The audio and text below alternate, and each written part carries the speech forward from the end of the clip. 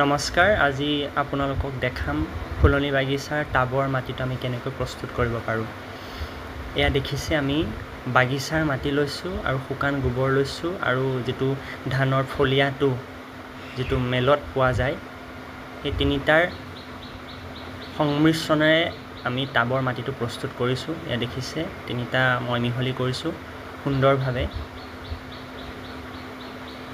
তিনিটা সঠিক পৰিমাণে মিহলি কৰি ল'ব আপোনালোকে। আৰু এই ফলিয়াটোৱে যিটো টাবৰ আৰ্দ্ৰতা সেইটো বজাই ৰাখে। এয়া দেখিছে, ফলিয়াটো ব্যৱহাৰ কৰিছোঁ মই।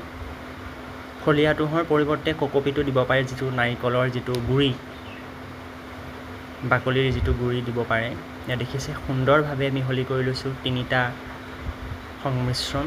এয়া দেখিছে, টাবত ভৰাম এতিয়া। এয়া দেখিছে, টাবৰ ঠিক তলৰ অংশত দুটা বিন্ধা কৰি ল'ব, যাতে অতিৰিক্ত পানীটো ওলাই যাব পাৰে টাবৰ পৰা। এয়া দেখিছে, সংমিশ্ৰণটো মই টাবৰ ভিতৰত ভৰাইছোঁ।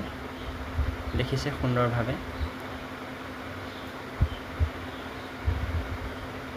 আৰু বিন্ধাটোৰ ওপৰত ইটাৰ টুকুৰা বা শিলৰ টুকুৰা দিব, যাতে অতিৰিক্ত পানীখিনি ওলাই যাব পাৰে। এয়া দেখিছে।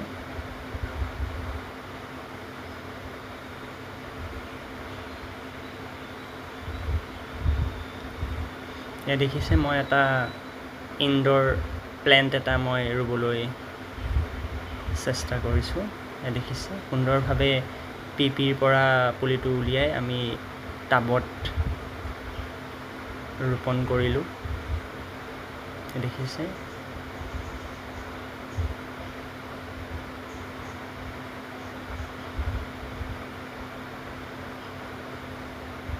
এতিয়া আমি পুলিটোৰ ওপৰত যিটো সংমিশ্ৰণ বনাইছিলোঁ সেইটো সুন্দৰভাৱে ভৰাই পেলাই পুলিটো ৰোপণ কৰিছোঁ।